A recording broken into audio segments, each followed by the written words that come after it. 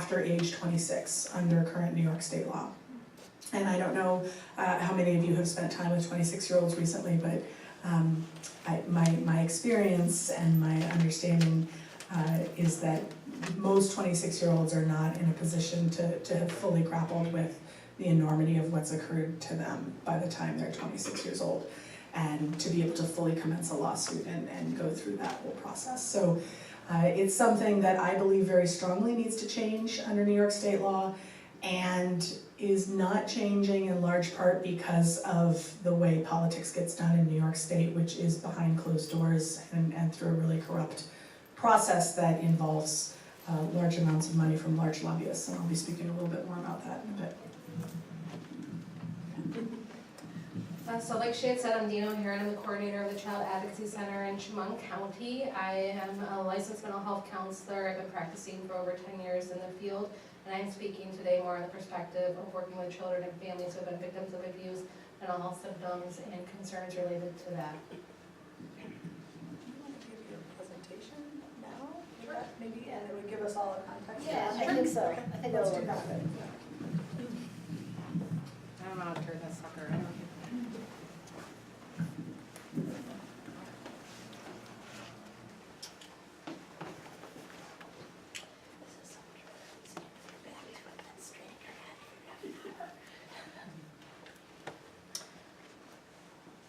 Is this one on? Nope. This is not my thing.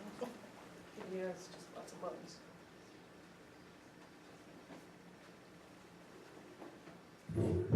There we go. Now it's on.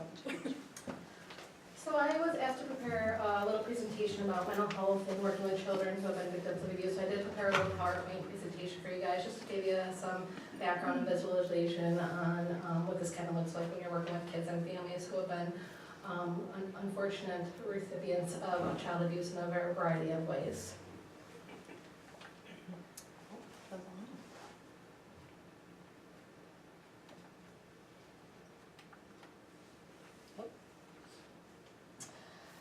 So just kind of to give you a little bit of a framework, I did put on there the DSM-5 diagnostic criteria for post-traumatic stress disorder. I'm not going to read that at its enormity, it's quite extensive. But when you're working with victims of any kind of trauma, this is what we're looking at from a mental health perspective to see if they meet criteria for post-traumatic stress disorder. A lot of kids that we work with absolutely rise to this level with the symptoms that they experience and do meet criteria for this level of diagnosis. Some do not. Some might have something more along the lines of an adjustment disorder or a generalized anxiety disorder or dysthymia. But it's not uncommon that we have children as young as 6, 7 years old who will rise to this level with the symptoms that they're experiencing post a traumatic event. So I'm just going to give you a quick kind of rundown of what we're looking at from a mental health perspective. Excuse me. One of the things is exposure to the trauma, and they don't actually have to be the direct recipient of a trauma to receive this diagnosis. As you can see, it can also be that they've heard stories or heard about an incident of a severe traumatic event related to one of their own family members. So perhaps they were at school and mom was murdered, or with gang-related violence, one of their close family members was shot and killed in the streets. And a lot of people like to talk and share details about things. So even from that perspective, kids might experience this level of symptomology, even from just hearing about traumatic event that occurred to a loved one. And then we also have experiencing repeated exposure to traumatic events. So that's where you might see first responders, law enforcement, CPS caseworkers, individuals who are working in this field on a regular basis who are really seeing a lot of traumatic events. They might rise to that level of having symptoms related to post-traumatic stress disorder. And then you'll see it broken up into different types of symptoms, like the intrusion symptoms, which we'll get more into later. And then you have to look at, are they avoiding stimuli related to the trauma, whether it be the person who abused them, the street they were abused on, the neighborhood. We have kids who families are looking to relocate, and knowing that they might relocate to the neighborhood in which they experience abuse can be a huge trigger for them. So avoidance of that stimuli is really important to keep in mind as well. And then you're looking at alterations in their cognitions and their mood and reactions to the traumatic event. And they have to have the symptoms for a minimum of 1 month to actually meet this criteria. So that's just kind of a general background of what we're looking at diagnostically for trauma. So traumatic events can be a variety of things. We're talking specifically about child abuse and child sexual abuse today, but keeping in mind that individuals who experience war, whether they be members of the military or civilians who are living in war-torn countries, often experience these symptoms. People who have gone through natural disasters like hurricanes, flooding, these can absolutely be traumatic events, and they can experience PTSD symptoms related to that. Car accidents, train accidents, anything along those lines, whether it be experiencing or witnessing those things. There are a lot of folks who actually have medical trauma as well, who have gone through long-term medical procedures or had something go wrong during a medical procedure where they might experience symptoms of post-traumatic stress disorder as well. Witnessing of a crime, as I mentioned before, and then of course we have the child abuse and sexual assault. So something to keep in mind, and I like to constantly remind people of this, child abuse knows no boundaries. It's not a white person problem or a poor person problem. It's not a matter of a man who sexually abuses a little boy being homosexual. That's not the case. The fact of the matter are there are rich people, there are poor people, there are white people, there are black people, Hispanics, wealthy people of all disciplines across this country who are abusing children every single day. People in power, people you would never expect, coaches, teachers, law enforcement professionals, there are caseworkers within DSS who have committed crimes against children. It is across the board. A lot of people think their children are safe because they're sent to school and that's where they're kept safe. But the fact of the matter, there have been teachers in elementary schools and as far as well-known college professors who've been accused and committed and convicted of child abuse crimes. So always keep that in mind. A lot of people just get focused in one area and like to kind of pinpoint a certain population related to child abuse, and that's really just not the case. The fact of the matter is it happens everywhere with everybody. So something I like to talk about when I'm talking about kids and mental health difficulties related to trauma, something we always hear on a regular basis is, well, why didn't they say something sooner? Why didn't they fight back? How come they didn't kick? How come they didn't scream? How come they didn't come to school and tell their teacher the next day? The fact of the matter is child abuse has so much power over these kids, and a lot of times they just don't know what to do with what just happened to them. So these are three common defense responses to any high level of threat that anybody can encounter. So you can have three people in the same exact scenario. Say you're in the woods taking a walk, going for a hike, and there's big black brown bears there, a big black bear standing right there in front of you. You could have three separate responses. You could fight. You could try to get a stick, fight that bear off, do what you need to do. Some people will make a run for it and hightail it out of there and try to get away as fast as possible. And some people will just freeze because they don't know what to do. They're trying to numb themselves of the situation, and that is how they're coping with the threat in front of them. So a lot of times that freeze is something that kids are doing because they don't know what to do with what is happening to them. They don't understand it. They don't comprehend it. They can't make sense of it. If they know the perpetrator, which is more often than not, they don't understand why this person that they know and care about would do such harmful things to them. So this is a very common way that children respond to threats when they're made against them. So it's really important to keep in mind, even serving on things like grand jury and criminal court juries, you'll hear people who don't believe kids because like, well, why would we have told when it happened 10 years ago? You must be lying, you must have made something up. And the fact of the matter is, they really just don't know how to cope with what's going on. So that's really something important to keep in mind for these kids when responding to a disclosure. So when you think about trauma impacts the life, the whole entire lifespan across all areas of functioning, whether it be social functioning with friends, with family, educational functioning, their achievement in school, and their ability to gain employment as adults. It is a very powerful thing that happens to individuals, and a lot of people struggle across all areas. Some might only have one or two areas of deficit, some might have areas of deficit across the board. Something that I like to touch base on too when we're talking about child abuse is, this is a term that's being more readily used, and appropriately so, is we have kids who experience complex trauma. So you're talking about multiple incidents of trauma across multiple developmental, those important years. So you're talking about little kids who are trying to learn to walk and talk and learn to read and learn how to socialize with their friends, and they're experiencing a variety of abuse, whether it be witnessing violence in the home, actual sexual abuse, physical abuse, neglect, things of that nature. So all those things combined, you can end up having a kiddo that's struggling from symptoms of complex trauma, which essentially just means it's that much more complicated to treat those kids, and they have a lot more to iron out when treatment. So something to keep in mind, that sometimes trauma isn't just more often than not, it's not a one-time solo incident. Most people, the ACEs study is pretty common, so a lot of people do know about it, so I'm not going to go into a whole lot of detail on it. I did bring up a visual for you guys. It is a study that was done in the mid-late 90s about the impact adverse childhood experiences have on individuals. And it was a monumental study in the sense that it really exposed the impact that any adverse childhood experience can have on individuals throughout the lifespan, and how it impacts not only mental health but physical health, and how their body is responding. And they even recognize to the point where these individuals sometimes are developing more diseases and oftentimes experiencing earlier death. But it is a major study, and it did shed a lot of light on the impact that trauma can have on individuals. This is a nice visual I saw that I think kind of just also sheds light on what these kiddos are experiencing. When you look at typical development, you know, the survival skills, when you have a baby, they already know how to suck because they need to know how to feed, how to get food into their system. So those survival skills, it's a much less focus because they're born and they know how to, with those skills, and they know what to do. When you have a kid who is going through multiple incidents of abuse, survival becomes their biggest thing that they need to focus on.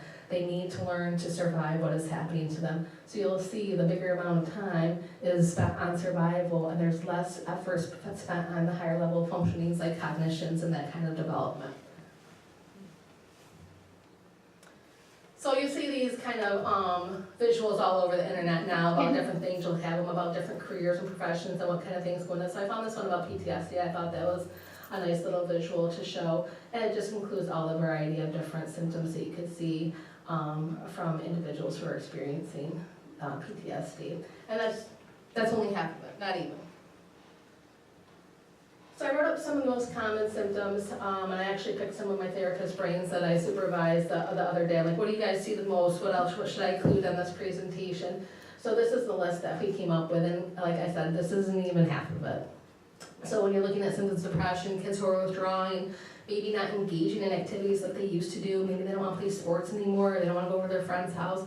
So you see that sadness, that tearfulness, that withdrawal from their everyday activities, anxiety, that fearfulness, not wanting to go out in public, not wanting to go to school, not wanting to go to the location where that abuse occurred. You know, they have those racing thoughts, that fast heartbeat, those panic attacks, get really sweaty, and they really struggle with those symptoms.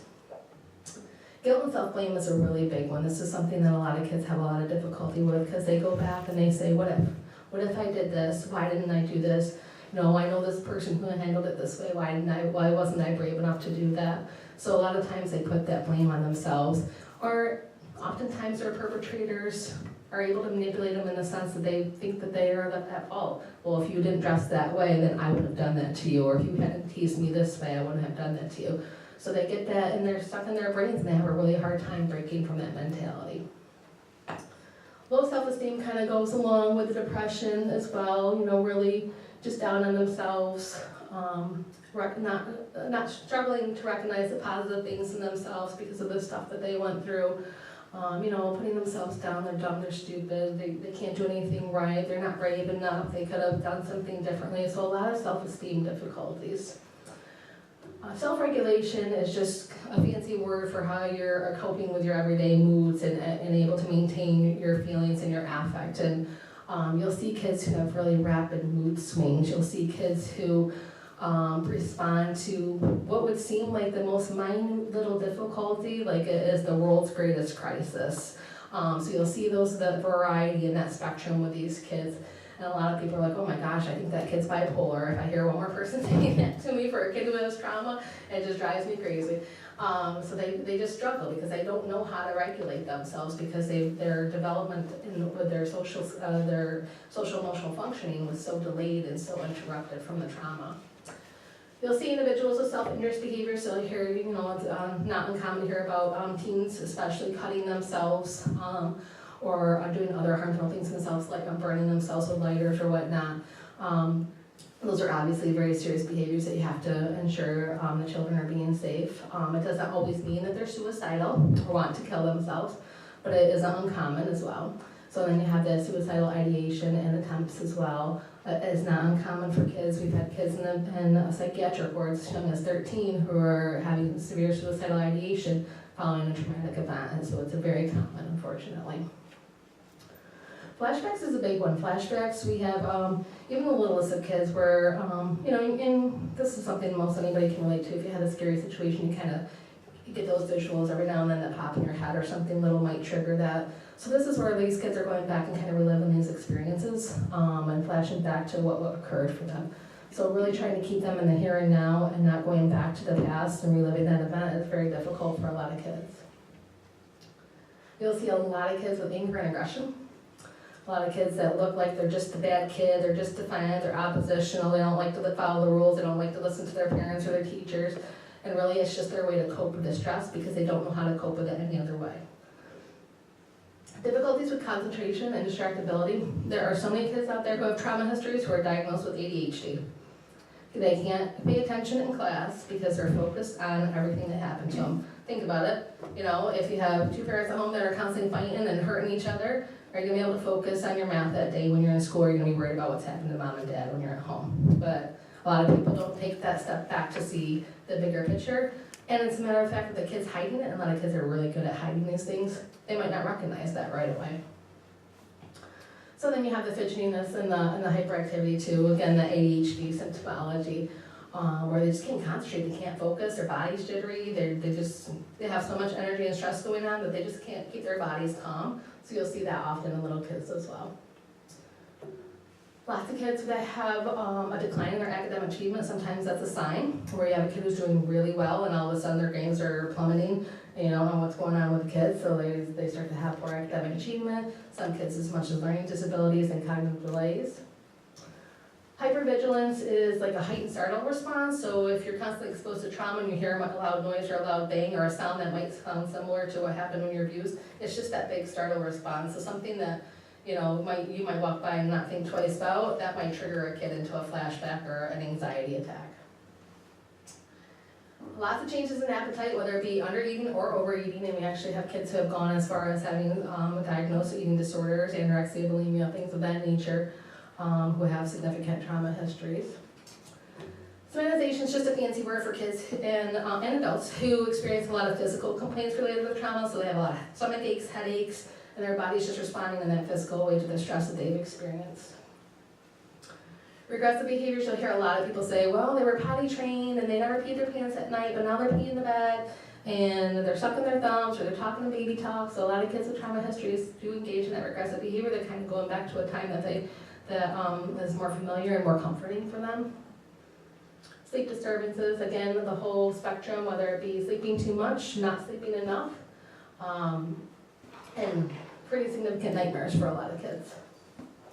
Relationship difficulties across the spectrum, whether it be with their friends, their family members, intimate relationships as they're growing up into adulthood and experiencing relationships with the opposite sex, same sex, whatever it might be.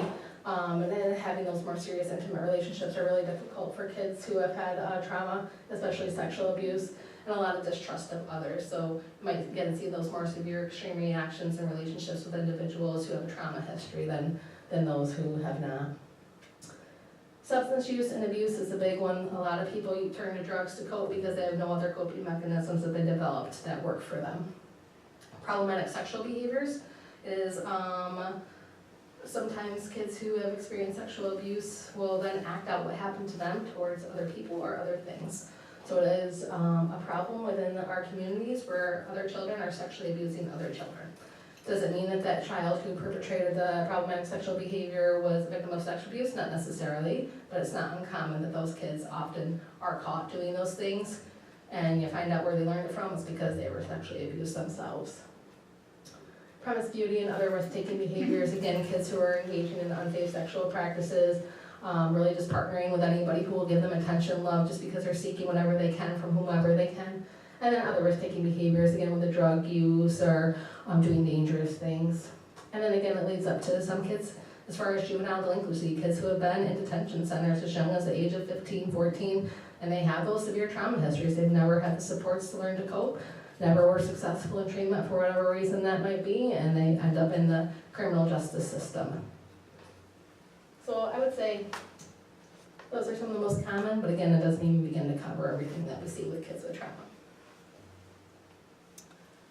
So I like this visual too, and again, depending on what research you're looking at and what the research entailed, how many people they were looking at, the context, the location, the area, the duration of the experiment, it's all going to be a little bit different. But the fact of the matter is individuals who experience trauma are significantly more likely to develop substance use and abuse problems, be on psychotropic medications, smoke cigarettes, have sexually transmitted infections, difficulties in job problems and maintaining employment.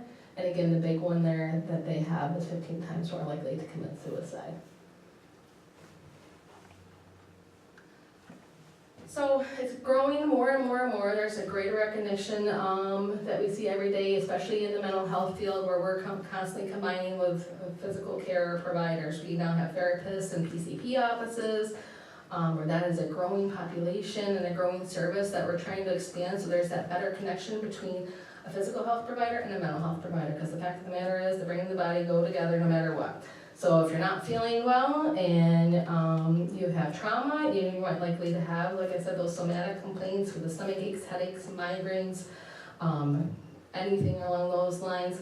And again, if you're not feeling well and you're suffering from a disease like cancer, more often than not, those people are starting to experience mental health symptoms like depression and anxiety. And it's important for these providers to be working together on a regular basis, so we're treating the whole individual instead of treating them as compartmentalized individuals. Something that unfortunately speaks very loud to things that we're speaking about today, including politicians, is the financial impact on what trauma has to our communities, to our state, to our nation. This was just some research I found from 2015, where they're estimating costs for mental health of children to be over a number I can't even read without having to really sit there and think about it. Over $1 billion. You know, it's insane. And you think about what it is costing to provide services to these children and family who so rightfully deserve it and should never have to pay a single penny out of pocket. This is what it is costing the communities around us. And again, this is just a snapshot. This isn't even beginning to touch it. So you'll hear a lot of people say that child abuse is one of the largest nationwide epidemics that there is. It is a growing health concern because we're recognizing that bigger connection between physical health and mental health, understanding the adverse childhood experiences and the impact that it has across the lifespan for all children, all adults. And it is the only thing that is 100% preventable. You can't prevent getting cancer. You might be able to have a healthier diet or whatnot. You have those people who think everything you put in your body is going to lead to, whatnot. Less chemical use or whatever individuals want to say. This is the only thing that is 100% preventable. It is an epidemic in this country. And these are just some resources that if you ever want to look up additional information, you have the Prevent Child Abuse America and New York. The National Child Traumatic Stress Network is a really great website for services and explanations of different types of trauma, what that is, how you can seek services, things of that nature. So I just wanted to throw some resources in there for everybody as well. And that's it. That's my overview.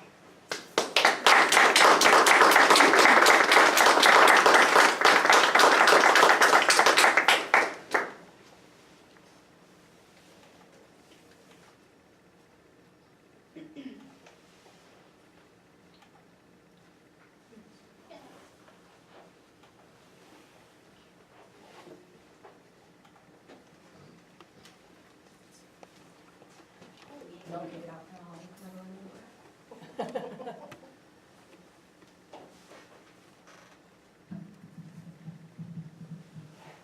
So I wonder if, we're getting dark again. I wonder if you'd like to share a little bit about what you do with protecting your kids and also perhaps some of your background as a survivor? Absolutely. Yeah, thank you so much for putting together that wonderful presentation that really describes what it is like, what child sexual abuse really is like, because we have so many misunderstandings of it in the public. It's not something people talk about very much.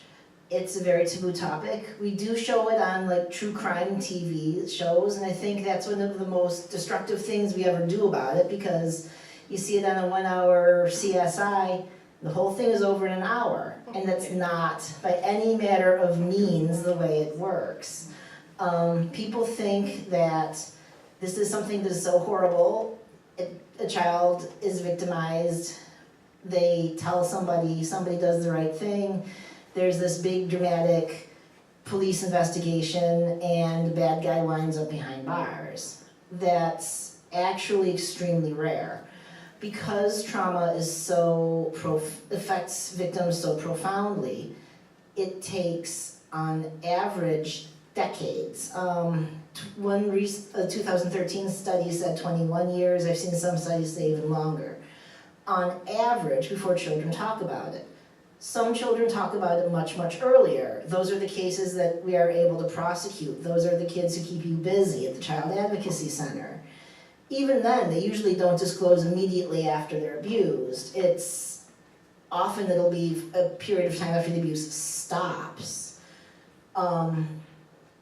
But it is such a profound trauma, and it can be so woven into a child's relationships that they may tell somebody who does not do anything to help them, does not do much to help them. A child may tell their mother may say, oh, so-and-so would never do that. They may go to so-and-so and say, stay away. That's not the worst thing a parent can do. That's better than saying, oh, come back for dinner tomorrow. But it's not acknowledging the fact that this person is dangerous and should be taken off our streets. It's not acknowledging the fact that this child has been through a lot, and really, as much as it may seem shameful and you may be embarrassed and uncomfortable, this child really needs professional treatment. So because of that, because of all of this, because of the complex nature of the trauma and the family, the families that happens, this whole ugly mess, children need huge amounts of time to disclose, and often because of that, they should, ideally they should have as much time as they need to bring a case forward. In New York, most sexual abuse victims cannot bring a case forward in criminal court or civil court after they turn 23, 5 years after their 18th birthday. That's a problem.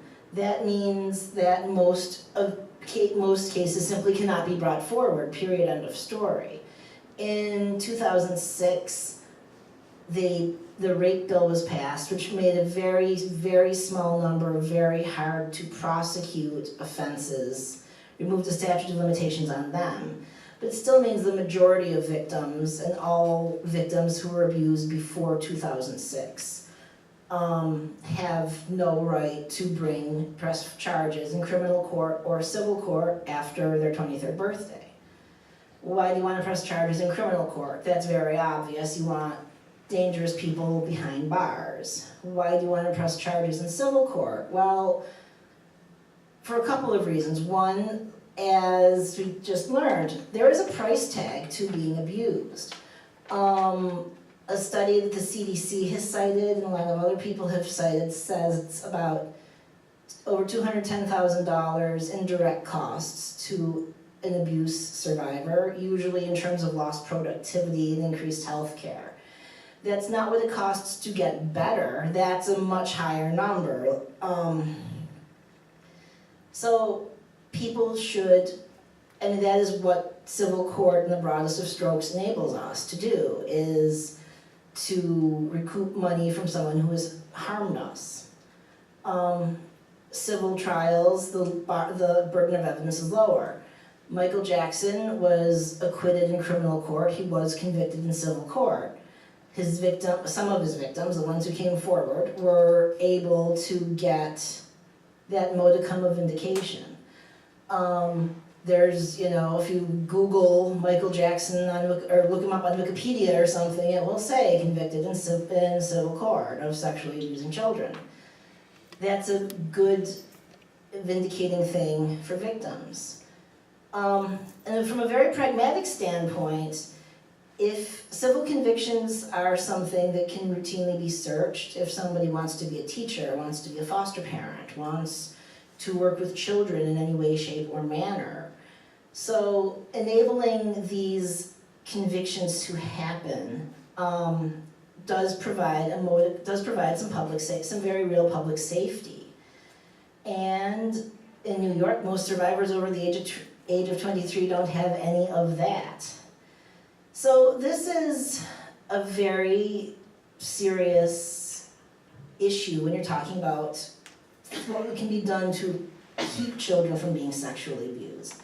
This is probably one of the theoretically simplest legislative fixes we could do to the problem, is eliminate the statute of limitations. The difference between being able to do it in theory and being able to do it in reality is striking. The Child Victims Act, which there have been different versions of that, and we're going to probably, Take them through the yeah, stats. okay. This is the 11th year that the bill has been introduced. Session ends tomorrow. I'm not purchasing champagne right now.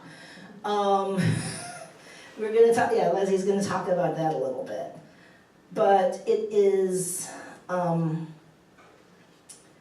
you know, the most simple fundamental fix, and an idea that basically says huge percentages of crime victims of a crime we all say is bad, we all say is really, really bad, we all don't want to happen to our own kids, have, for all intents and purposes, have no rights to their day in court.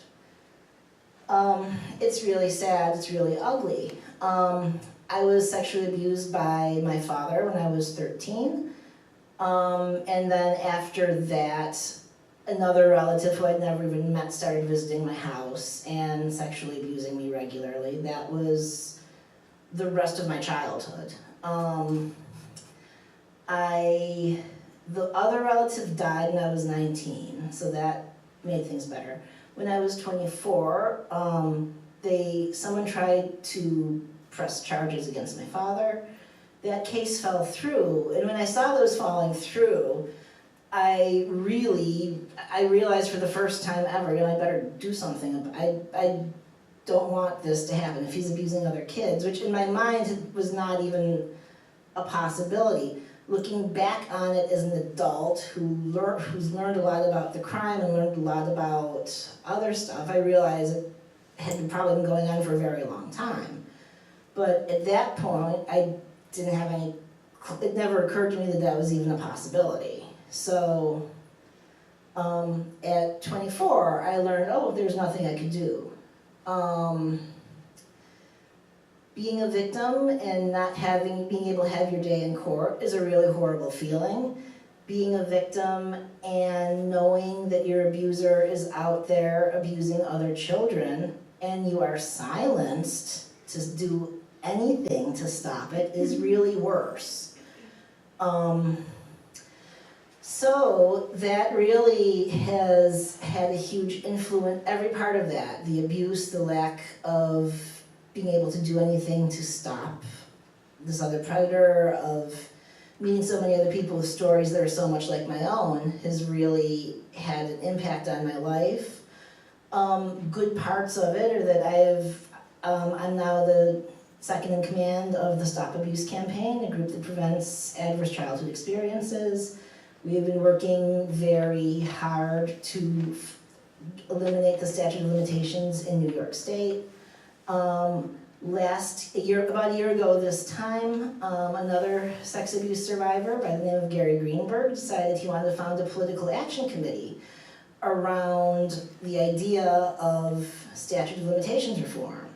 Because again, this is such a fundamental problem. This is a piece that we actually know how to fix. We just don't because of political inertia. So I was a proud volunteer with him. We tried to get a lot of good people in the Senate who could flip the Senate and get this bill passed. It didn't work as well as we wanted to, but it was an amazing experience, and it represented a group of people who normally hide in the margins of society, sex abuse survivors, becoming political and making this movement political and making this movement big and noticeable and loud. And that's really amazing, and I'm very, very glad and proud to be a part of that. Like I said, tomorrow is the last day of our legislative session. I'm not out there buying champagne right now. This is probably gonna take a little while longer, and I think I'll let Leslie talk about that a little bit. Okay, so I'll give you a brief overview of what the legislation looks like right now, and then I really would like to sort of open it up to questions and hopefully have a little conversation here, because I think there's all so much we can learn from each other. But just to give you an overview of what's been happening, as Melanie pointed out, it's been an 11-year process to try to get this piece of legislation passed in New York State. Actually, it dates back earlier than that, but the New York State Assembly has passed the legislation multiple times. It's called the Child Victims Act. There tends to be multiple versions of it. The version that is the best, in my view, and I think in the view of the Stop Abuse campaign, is a version that lawsuits against their perpetrators. And that's an incredibly important piece of the legislation, because it does the second piece that Melanie is so interested in seeing, as a survivor herself. It makes sure that we are reaching those perpetrators who have abused people and who are continuing to abuse going forward. So it allows us, through this look back, allowing current victims who maybe are past the age of majority to go back and sue their perpetrators. It catches us up, right? It doesn't require us to wait until all of the current victims get old enough to bring their own lawsuits. So those are the two components that are really important to a piece of legislation. The legislation, as I said, has passed in the Assembly multiple times, and then it moves to the New York State Senate, and it gets held up in the Senate. The Senate most often refuses to even consider the legislation on the floor, and that is essentially what's happened this year. As was pointed out, tomorrow is the last day of session, and it just hasn't been considered on the Senate side. The reason for that is that very powerful lobbying interests, including especially, but not only, the Catholic Church in New York State, do not like the look-back provision. They do not want to see that there's a window to bring lawsuits against perpetrators of current adults. And that's a really interesting problem to have, because even if we look at it just from the financial perspective, I thought your $63,000 figure was extraordinarily interesting, that it costs us $63,000 per year per child who's abused. That's a substantial sum of money that we as taxpayers are funneling into the system in order to deal with the fallout from abuse. And so when a particular organization or industry or entity wants the government, the judiciary, to shield them from liability, we as taxpayers are having to pick up the cost. And that to me is problematic. I don't know how much you folks know about this, but the majority party in the Assembly is the Democrats. The majority party in the state Senate is the Republicans. It tends to be predominantly the Republicans who are opposed to the Child Victims Act. Actually, just yesterday, a single Republican broke ranks in the New York State Senate and came forward saying that if it came to the floor, he would vote with the Democrats in the New York State Senate and approve this legislation. But again, the majority leadership in the Senate is refusing to allow it to even come to a vote. So it's unlikely that it will pass this year. It's possible, tomorrow they could get themselves together and actually get it passed. In which case, we'd all be enthusiastic and we could stop hemorrhaging this quantity of our own tax dollars into the system to cover up for abusers. So I think that gives us kind of an overview of what of what the status is. I don't know, maybe at this point we could open it up to questions and see if folks have any thoughts about what you'd like to see. You may have covered it and I may have missed it, but is there any estimate on the impact, the number of people who will be impacted by this legislation, who would then be able to bring these suits or bring these prosecutions? How many, in other words, how many unreported? Okay, that's a really good question, and the vast majority of these cases are unreported because it's a painful thing to talk about. If by the time you grow up, to put in perspective, I said I was 24 before it occurred to me that my abuser was abusing other kids. I know a lot of people older than I am now whose abusers are still potentially likely out there abusing kids, and it never occurs to them. Because it's just part of how we process the trauma, especially when it's a relative. Most cases are never reported. One statistic I've seen that came from an expert says about 90% of what does it say? 85% of people never get convicted of anything, and 90% of abusers never see a day behind bars. About 5% get, parole, something. They never are in prison, but they get convicted of some charge. They experience some consequence. So most cases never get any sort of prosecution. And that's really scary, and we all really need to think about that if there's a child in our life we care about. The actual number of people who are going to take advantage of a 1-year civil window to sue their abuser is pretty small based on what's happened in other states. It's because most survivors don't want to go there. They know it's going to be painful. They have to get a lawyer. That's not the easiest thing in the world. They have to know that this bill passed. They have to have the wherewithal to want to do this. So realistically, it's not likely to be a huge number of people. In California, which was the first state that passed legislation, about 1,000 suits and change were brought forward. New York is fairly similar in size to California. I doubt it would be much more than that. We're talking probably a 4-digit number. We're not talking about a 7-digit number. I lost my mic. I can talk up. I can speak up. Further support. Okay. Oh.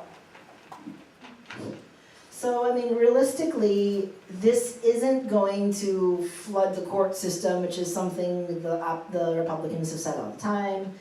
It's not, one of the biggest problems with the law, the proposed legislation, is it's not going to help everyone by any matter of means, but it will help some people, and it will help fix a systemic wrong in our legal system. So, does that answer your question? Yes. One other piece to add quickly is that it is not only Republicans who oppose this bill and Democrats who support it. It's not universally one party versus the other party. That's the majority on each side. But there are Democrats, particularly the group of Democrats who are the Independent Democratic Conference, who caucus with the Republicans, who are opposed to the look-back provision as well.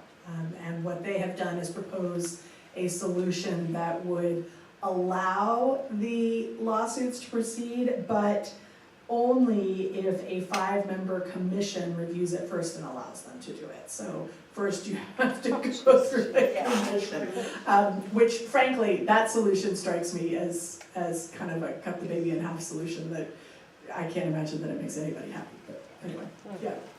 Apart from the naked self-interest of the Catholic Church, it's understandable why they have that position. Are there other compelling rationale put forth by people that oppose lifting the sanctions that explain why they have their position? I have yet to see it, and I think my own personal perspective is that it has to do with the real disinterest that we have as a society in talking about mental health, in talking about abuse. Covering these things up is preferable. We have very high rates of abuse and mental health concerns in the southern tier. Largely, our elected officials prefer to ignore that. It costs us a lot of money, and if we were to address it and be upfront about it and speak openly and plainly about it, we would be able to save those financial dollars. With all due respect, Dina, I love the work you do, but I wish you didn't have to be in your job. I agree. I'm just curious about teachers' organizations. Do they have a stance on this legislation? I would think teachers, see children all the time, and so, I just wondered, have teachers' organizations gotten involved in this issue? I haven't seen them making this a predominant issue for themselves, but do you? No, actually, years ago,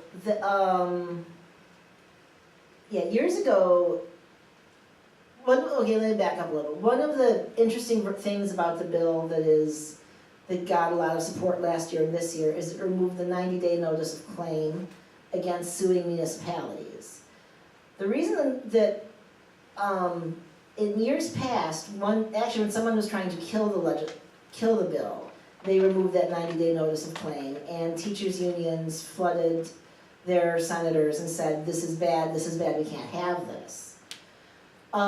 Because they were concerned about they believe the myth that is very common in our culture, that false accusations are very common, and that there's all these malicious people out there who just wanna,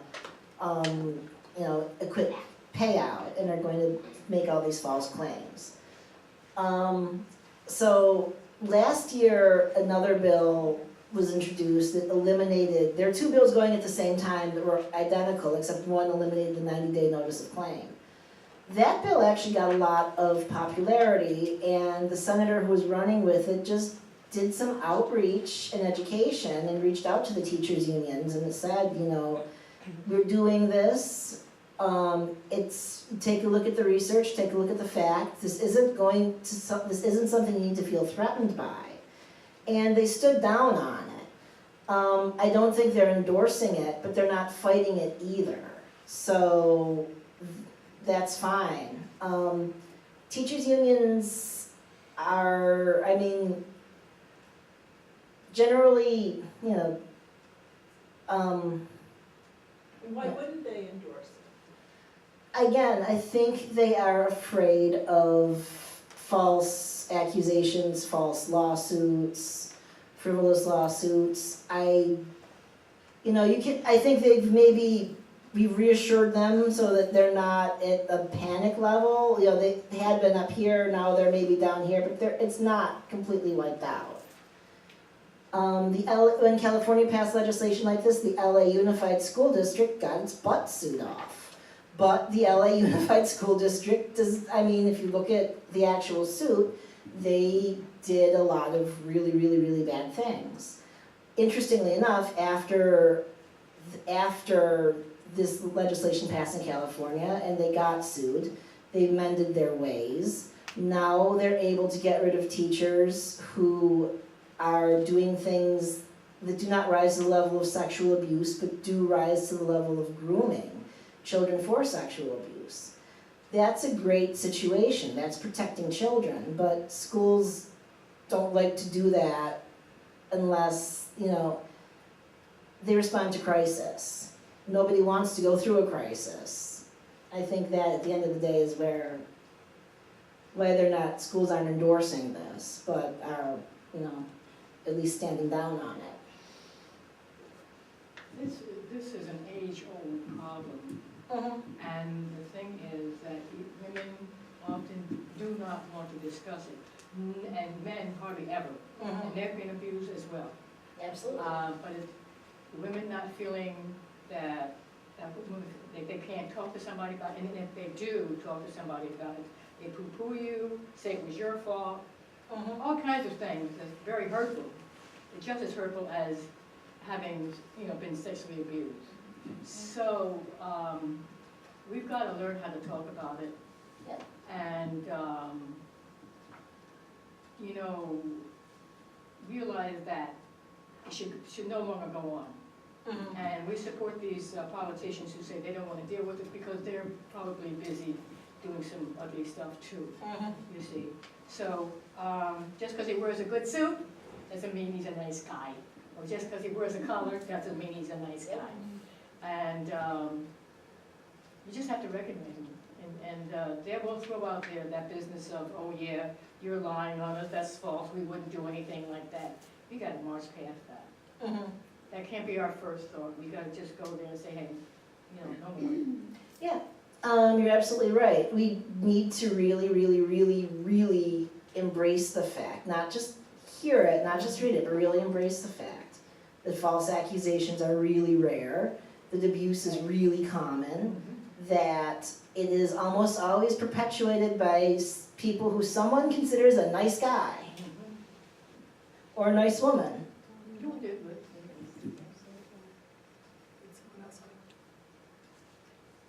Yeah, just one question. If we can't make a difference politically yet, what are we doing clinically to help these victims? I mean, trauma-informed care is, I'm sure, very important, but are we helping them? Yes, we have quite a high success rate of successful graduations from therapy, which is wonderful. It doesn't ever always go away 100%, but you can make it much more bearable. One of the biggest barriers to treatment, quite honestly, is the familial support.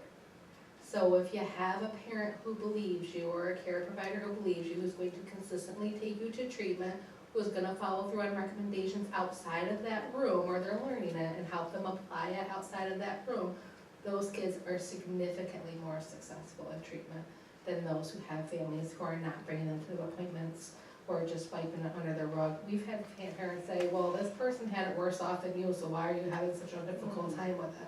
I mean, these are primary caretakers who are saying these things to kids. I mean, talk about wiping out all the progress that they made right there with one sentence. So now they're back at square one. And then you have parents who are there faithfully every week, learning the strategies with the kids, helping them enforce it at home, practicing those things. I have a kid who's ready to graduate from therapy in less than a year because they had that level of support behind the scenes from the family. And I always praise every single caregiver who is in there doing it with their kids step by step. So we don't see that a lot. It's actually quite uncommon to have that level of support that they need.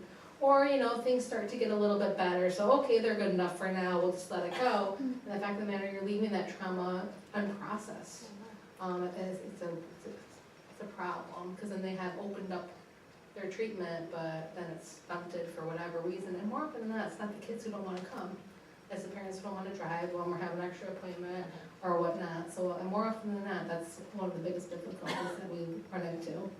We do run into some kids when they get to that really deep part of treatment where they're really dissecting their story, who start to shut down and they don't want to come. So they need a little nudge behind the scenes. You know, it happened with my kid that's going to graduate soon. Mom even said to me, she didn't really want to come today. She loves coming to see you. I don't understand why. I said, well, this is why. She knows what we're doing in session today. She's getting nervous about going that deep into the story. But Mom gave her a gentle nudge. It's okay, we're going to go, it'll be fine. She was fine when we left session, you know, and had that sense of pride after being able to really do that. So you really need parents that understand the complexity of trauma and how it impacts them, and be able to really focus on trauma instead of, well, they just punched a hole in my wall, I don't want to deal with it. I'll just send them off to rest, but I don't want to deal with this. Because they need that resource at home, because they're only with us for 30, 45 minutes a week, if that. So they rely on us heavily during that time, but they have to be able to go out and apply those strategies. So they need the supports from family, from school, their other community providers, other resources that they have. So we try to wrap these victims and families around as much support as possible, because, you know, we have some really great therapists, but we don't have magic wands and fairy dust to make it all go away in one session. And some people want that quick fix, or they want meds to make those symptoms go away. In fact, the matter is it's a long-term process.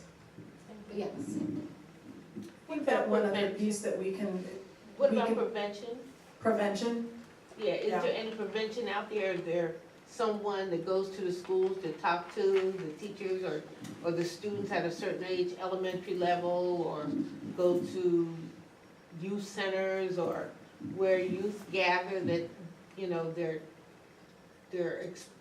educated about things to look for and watch for, or to know that there's someone that they can turn to? We definitely try to get out into as many community events as humanly possible. There is a law that has been introduced across the nation called Aaron's Law that mandates body safety education in elementary schools. That law is not passed in New York State yet. Oh. It is passed, I think she's got it passed in, you know, how many states she has? It's a big chunk. It's gotta be about 30 or so now, I think. Yeah. But it's been introduced in New York, it hasn't been passed yet. So that'll be interesting to see. She has research to support the fact that this body safety education, and it's not teaching the kids about, it's not scaring the kids, it's talking about your body safety, you know, what to do, appropriate touches, inappropriate touches, what to do if somebody touches you, it's okay to talk about it kind of stuff. And she actually has documentation to support that. She's had kids post those discussions in school, and they've had successful prosecution after some of those kids. And they disclosed because they had that body safety talk in school. That's why. Because parents aren't talking about it. It's an uncomfortable subject. Even, I don't know how many times we've had kids come in and talk about abuse, or they've tried to disclose something to somebody, but they're calling their vagina a butterfly. Or their penis or something else. I had a girl call her vagina a penis at one point in an interview. I'm like, what is going on? So when people are trying to disclose, sometimes they don't understand what they're trying to disclose to them because the language that they're using are these little fancy nicknames. So, I mean, I have people that I work with that, oh, we call it this. I'm like, stop it. Just stop doing that. Just call it what it is. It's anatomy. Who cares? It's what it is. And a lot of parents have a really difficult time with that. So from the home up, and that's what I tell parents all the time, teach them about body safety. It is the most beneficial thing you can do to your child. Should be a conversation across the board. Oh, here, I want to add to that. The other piece of prevention, I mean, keeping bad people, getting as many bad people off the street, as many dangerous people off the street is one part of prevention. The other part is making sure adults understand this, because you can only expect children to have so much responsibility. Parents need to understand that most sex offenders are not registered, that they are generally nice people, that they are in every socioeconomic bracket, that they are clamoring to work with your kids. Parents need to understand things like no one child, one adult situations behind closed doors. That's a very simple sentence to utter. It's a very hard practice to implement. But those are the kinds of best practices that schools, daycares, any youth-serving organization really should implement. It's a lot of work. It's a big culture shift. There's a national organization called Darkness to Light that teaches these classes. I know in Broome County, there's Enough Abuse, which is, I actually was a trainer for that in a period of time. It's a curriculum, it's basically volunteer driven, and they have very in-depth training and can give very customized free trainings to anybody who wants them, whether it's a group of parents, of teachers, of healthcare professionals, etc., etc. But that's the other piece of it, because most parents don't understand most parents, most anyone who works with kids don't understand what they can do to keep them safe. I think that's a really important point to recognize, and it sort of piggybacks on what you were saying. Not every person out there who's perpetuating a culture of abuse is an abuser. Sometimes it's really well-meaning people who are just misguided and don't understand how prevalent this is in our community. And I like to think that a lot of the representatives who are choosing not to vote the right way on this bill are doing so not because they're evil people, but because they just don't understand the consequences that we're dealing with. And they don't understand that if we became open about this and we talked about the mental health concerns and we talked about the prevalence of abuse, then we could address it and move on and stop this cost to society and to our kids. Okay, I'm a survivor. So when you were talking, the thing that struck me, that just kind of, like this, whoa, is that my mother was the one who was physically abusive. She'd been physically abused. And you talked about how most people who are abusers, many of them are abusers because they were abused. What kind of treatment is out there for the abusers? And my understanding is, at least with men who sexually abuse, that there isn't, like in the Catholic Church, there isn't a real high rate of success with trying to change the behavior. So I'm just wondering, do you have any, are there treatments out there, or? You're talking about treatments for sexual offenders?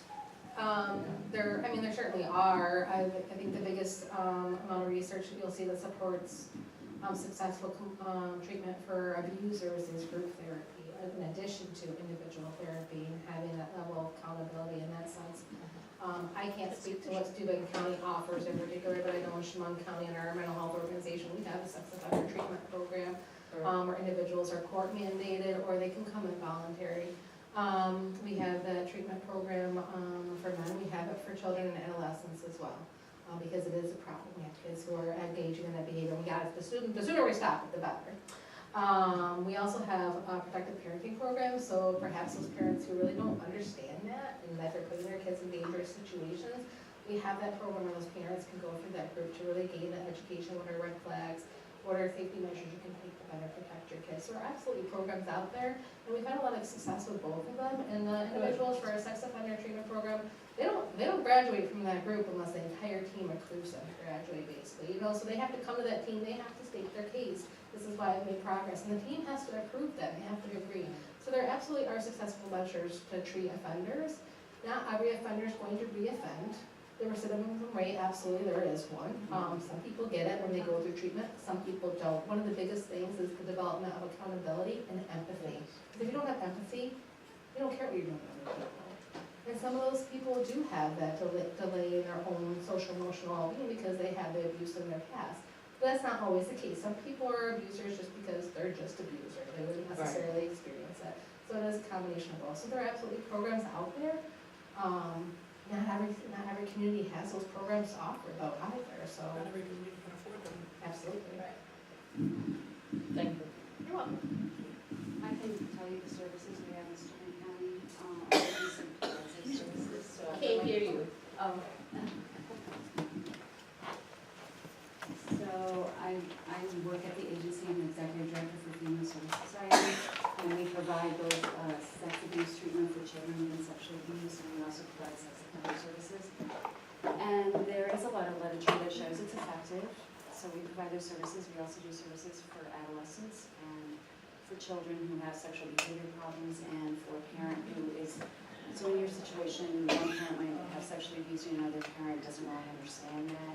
They can get services to understand how to be an ally parent, so we offer. Yeah, because she just thought she was being a good parent. She didn't know any better. Right, so there's a whole course of treatment for the other parent as well. So those services are out here, and we're getting enough abuses. Oh, okay, cool. Process. What about this whole culture around women having control of their own lives? Hello? We certainly have a larger gender component to That's why this conversation as well. Yeah. Yeah, I'm not sure we can fix that right here, but look, No, you know I'm just what to saying. do. There is that. There is, yeah, absolutely. I didn't hear from either place, and maybe I just didn't hear it, when we were talking about helping offenders, anything about women.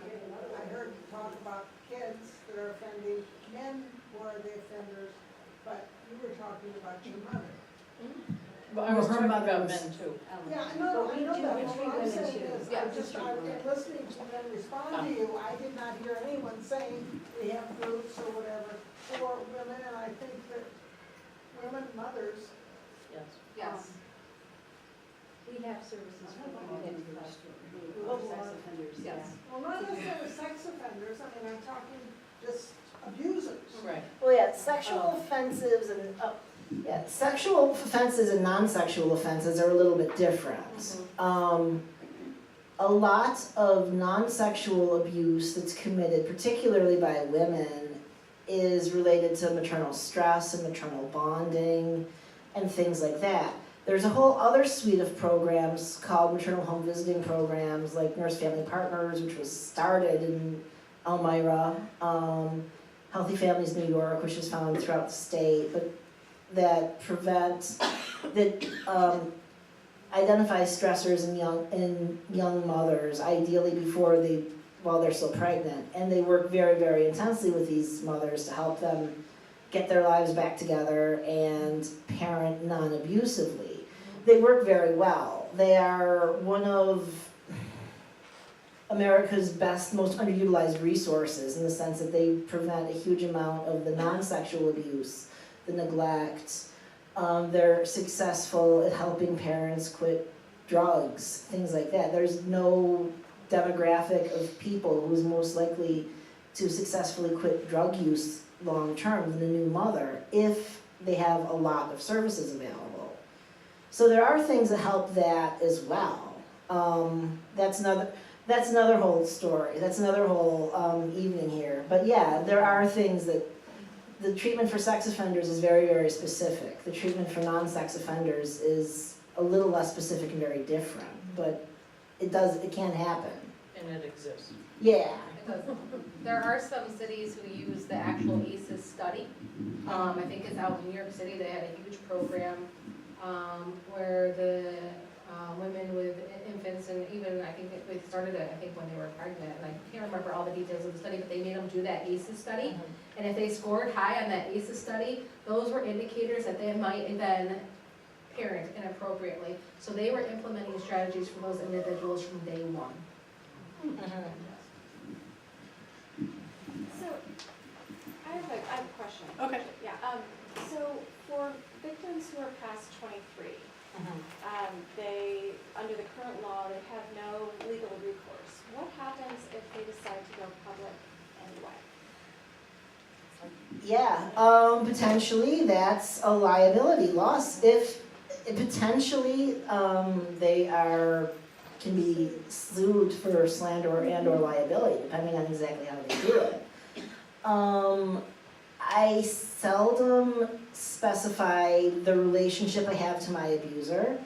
I have a different last name than anyone else in my biological family, so I'm a little more bold about that than a lot of people.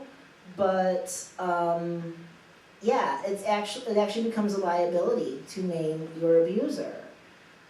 So that, that's just, that public safety piece just cannot happen. I mean, you can go and, tap somebody on the shoulder if you see them handing their kid off, if you see them handing their kid off to your abuser and say, hey, don't do that. But there's no public mechanism by which you can do that that's perfectly safe. In New York, slander and liability suits are hard to pull off. It's not that way in every state, and I have heard of survivors getting cease and desist notices and things like that. So it's risky. So that just goes to show that they are, the perpetrators are truly hidden. Yeah, They are absolutely. Absolutely Yes. hidden. Absolutely. And that level of control is maintained for a lifetime. Yeah. Once they opened up that suit though, for slander, would you then be able to present a case against them? You could, but who wants to? I mean, it's very scary to get a I get scared if I get a certified letter because my mortgage payment was late. I mean, I really don't want to get a certified letter from somebody who raped me saying, hey, I've got a lawyer, I'm powerful, look at what I'm going to do. I'm going to make you shut up again. Nobody wants that. So... You've been talking about this bill and increasing the opportunities for people to bring lawsuits to challenge the abuse. I just wondered if you could talk a little bit about if you did bring a lawsuit, how is it difficult to prove, and what how does a lawsuit like this work? And how, you know, what do you need to do? They are difficult to prove. You wanna talk about the legal? I think the statistics are 1% of abuse cases make it from allegation to conviction. So that gives you a sense of how difficult they are to take all the way through the process, from, you know, the instance of abuse and maybe the teacher finds out about it or whoever, all the way to conviction is exceedingly rare. What happens in between? I mean, how many of them are settled outside of court versus how many? Right, a substantial, yeah, I mean, it happens all the way along the path. Originally, perhaps the person brings the lawsuit, and then is, you know, encouraged to settle outside of court. Perhaps there's a conversation between the attorneys before the lawsuit's even brought, and you know, the survivor gets cold feet and decides they don't want to continue with this. It puts an incredible burden on the survivor to have to push this lawsuit all the way through to completion. It can take years. I guess just related to that, in terms of prosecutions, are there certain prosecutors that are more inclined to prosecute this type of case? I mean, is there work that can be done to increase the prosecutions? Yeah, absolute. I mean, prosecutors are people too, and they come from the same community. You know, the prosecutors in this community come from the same community that you guys are all living in. They have the same prejudices, the same belief systems, the same understanding of the world at large that everybody else in their community has. That means they have the same general misconceptions or understandings of child sexual abuse and other sexual violence that everybody else in the community has. So general community education, changing the baseline for how we understand these crimes, is helpful and important in every single community out there. Yeah, some prosecutors are more likely to do this, that are more likely than others. Prosecutors never want to take on a case that that they think they're going to lose. Prosecutors don't want to, you know, sometimes if they'll decide they don't want to take on a case, in their mind they're thinking, is the jury ever going to believe this? Is the jury ever going to sympathize with this victim? Is the jury ever going to believe that this nice comedian, this beloved comedian, you know, like the Cosby case here, you know, this wonderful person did these horrible things. That's things that are going through their mind sometimes too. So that's part of it. We actually have a local story playing out right now in Steuben County, in which a local attorney stood on the courthouse steps about a week and a half ago and talked about how there is a reluctance to prosecute these cases in Steuben County. That was reported, I think, in the Star Gazette just about a week ago. So, and it was on TV too. So you might want to take a look at that. And so, you know, that happens, that the defense attorney is aware that the prosecuting attorney just doesn't want to prosecute it. If you're a survivor and you bring a suit and it's a relative who's the abuser or the molester or whatever, I mean, you're pitting yourself against your whole extended family. Right. And you're gonna lose everything, no matter what. Even if you get a conviction, what it does to the family is horrible. I mean, It's tremendous. It's a tremendous toll on the families, and it's a tremendous toll on any community. And I think that, you know, all of us here are recognizing again, it's wonderful, the services that you provide, but just think about how much that costs our communities.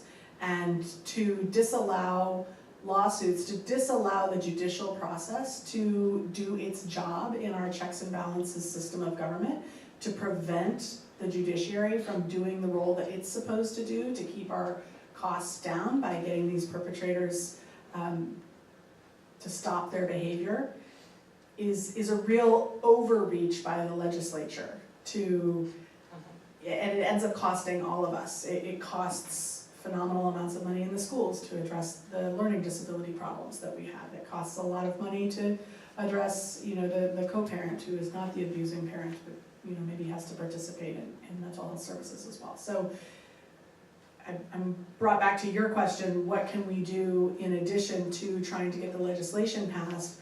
Well, we can perhaps bring it to our legislators' attention how expensive it is in the communities right now to deal with the fallout from this abuse.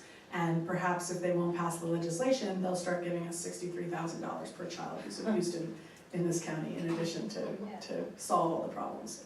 You could do with an extra $63,000 per kid, don't you think? Yes. Just to talk about how difficult they are to prosecute. They are very difficult. However, in the group of survivors that I've come to know, especially working through this legislation, we have a friend of mine who got his abuser to confess on camera. Confess to sexually abusing him on camera. Even today when prosecutors are pushing a case with children, very often they are able to sit down with these abusers and get them to confess. That's actually, as I understand it, the most common tool. Does that sound like what you see, or? Yes, but you need more than their own words to convict them. Right, but you can get, one of the advantages of adults as opposed to kids is adults can corroborate, to some extent. I mean, I could get other victims of my abuser to corroborate because they're family members of mine. We know this. We have some skills that little kids don't. So these cases are, yet to bring a case that happened a year ago and the kid is still very cute and very sympathetic, that's still tough. When you're middle-aged and you're less sympathetic, it's very, very, very tough. But there are still options. There are still people who can, there are still times when this has been done. In much of Europe, there is no statute of limitations. In fact, the United Kingdom just started a new investigative team to investigate old crimes. They've had that big soccer scandal over there, and they got this whole, they're arresting people in their 80s, and they have no compunction about that because they damaged children. And they have, yes, those cases are hard.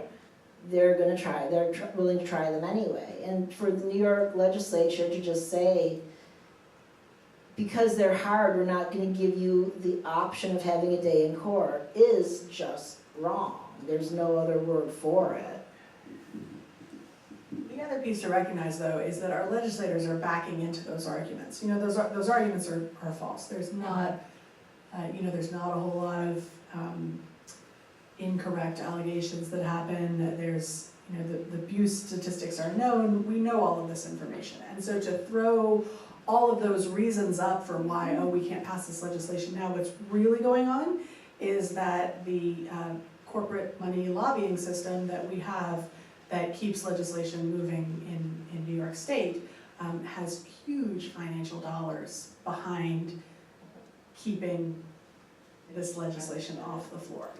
And so the same legislators who are preventing us from even having a hearing on this bill are the ones who are accepting very large campaign contributions from substantial PACs that just don't want to see this legislation passed. So we have a huge campaign finance problem that's related to this, in that the amount of money that these PACs are able to give to our legislators and the amount that they're choosing to accept is vast in their own campaign coffers. Of course, it's not nearly the amounts that it's costing all of our communities. So for their one check that they're getting from the lobbyists, all of us taxpayers are having to pay a huge bill.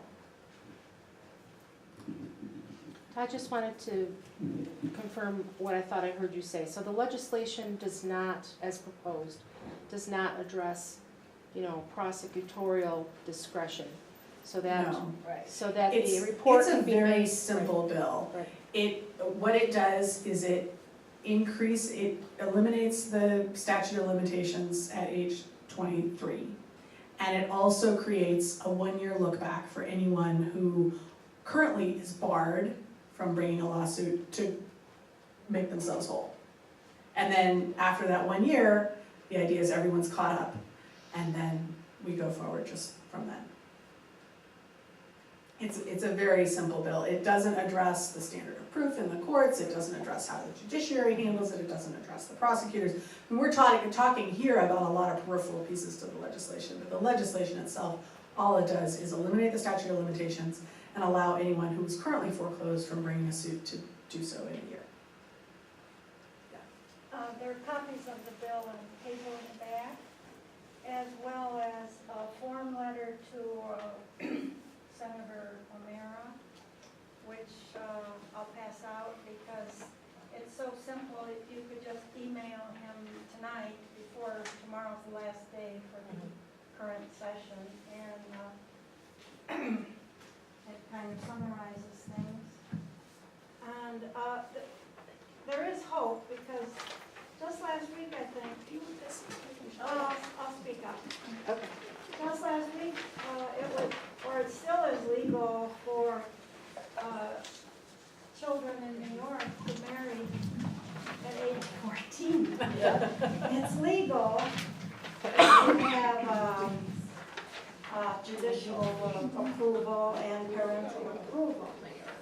However, that the Assembly and the Senate both passed legislation, passed it, that this would become illegal. So that's like hopeful, because being married at 14 is what I consider child abuse, and that's what we're talking about too. So also in the Star Gazette yesterday, there was, or 2 days ago, there was an article saying New York's legislative session's final week may decide 5 key issues, and the Child Victims Act was one of them. So that, somebody's hopeful there. Yeah. Okay. Yeah, I mean, Governor Cuomo introduced a program bill last week. I mean, as much as, I'm not enormously optimistic. I was in Albany yesterday, and that's kind of the word on the street is, not making me terribly happy. We have come so far with this. We have, Governor Cuomo talked about this as a priority in his State of the State address. Governor Cuomo almost never mentions children's issues, period, other than education, which is really, kind of a thing of its own. He almost never mentions child welfare issues in the State of the State address. That was huge, the fact that it was this particular issue, that this is so significant, that was very huge. He introduced a program bill.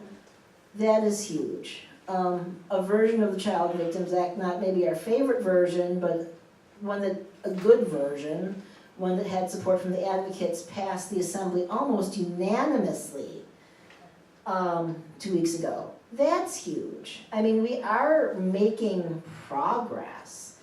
I think the biggest political difference between the child marriage bills and the Child Victims Act is that no one is lobbying to keep child marriage legal, whereas we are having people lobbying and spending millions of dollars to keep sex offenders above the law.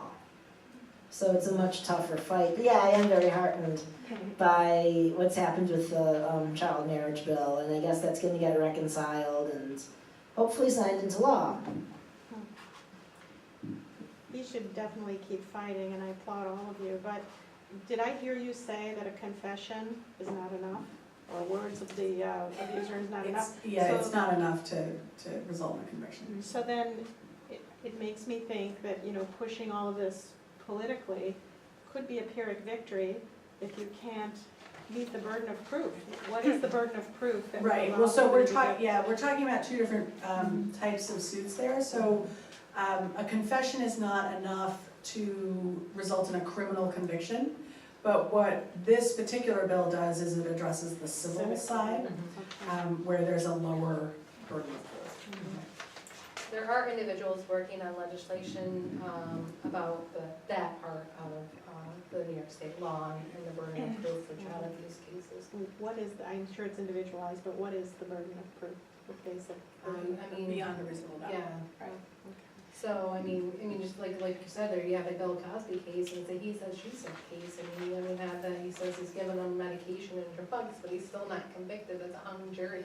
Right. Juries are very unpredictable, and kids, like we said, they more often than not are having delayed disclosures, and trauma impacts the memory, so sometimes with the way to disclose, it comes out in bits and pieces, so it might have them say, this happened this week, next week it might be a little bit more, the week after that it might be a little bit more. And what do you have? The defense saying, well, they're lying. They've told 3 different stories. Well, they're not really lying. That's just the way it comes out for kids. That's normal. But it's easy to convince other people otherwise. Kids can't name it. They can't always name what happened to them. Right. It's a sexual thing. Right, and that's not even the only issue. There's so many. Yeah, well, and again, this is where just talking about it becomes so important, because any of you guys could get called for jury duty tomorrow, and I think you're gonna do a little bit better of a job after today than you would before today. And people you talk to are going to be able to do a little bit better at it. The more people understand that this is common, that this is perpetuated by good people, that victims don't behave the way you necessarily think they will, that there's almost never medical evidence, etc., etc., etc. The more people understand this, the more it becomes embedded into our culture, the more it becomes embedded into each and every one of our minds, the better juries are going to behave, and the smarter prosecutors and the smarter, district attorneys are going to be when they become prosecutors and district attorneys. I absolutely think if there's things we can do to play around with the burden of proof with discretion, with other prosecutorial hoops to jump through, that certainly will help a lot. But, let's come back, let's get this bill passed this year and come back next year.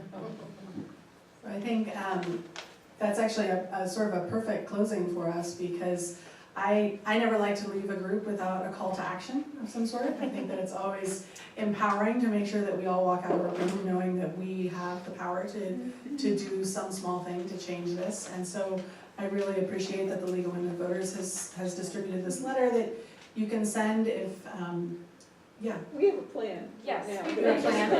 Plotting about. Okay, and so some of you have plans? Well, right now, I mean, if you have your phone with you, just do it now. You've Take got your the phone email, out just now. do it now and send the email now. Right, we all have great intentions about going home and doing things, and when we get distracted, I know at least that can be a solution.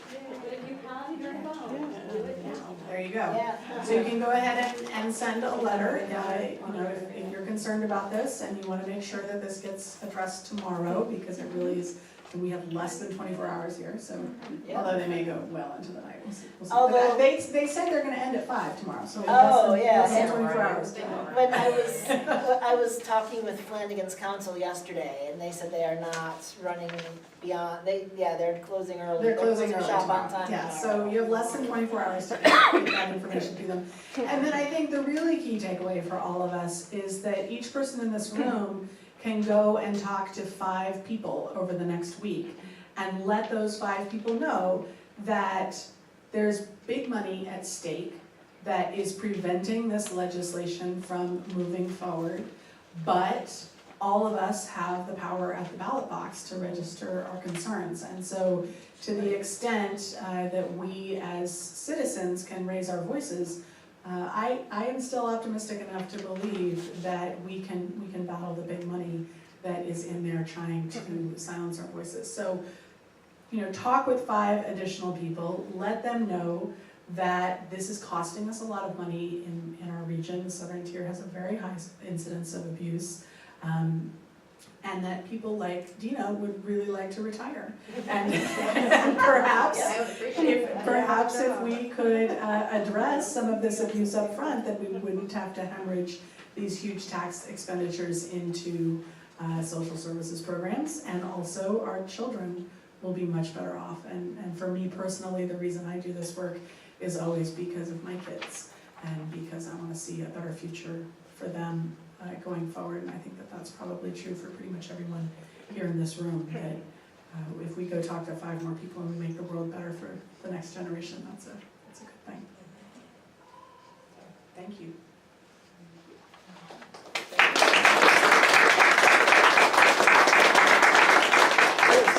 Thank you guys for a great presentation. Thank you. And just a reminder to everybody, there's a Finding Voice program next Tuesday. Not next month, there's one next Tuesday. It's called Living Lightly on the Earth, so we hope you can join us for that one. Thank you. Thank you.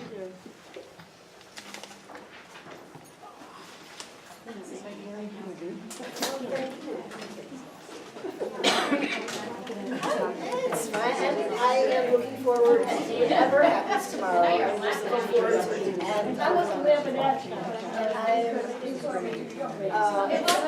I enjoy it.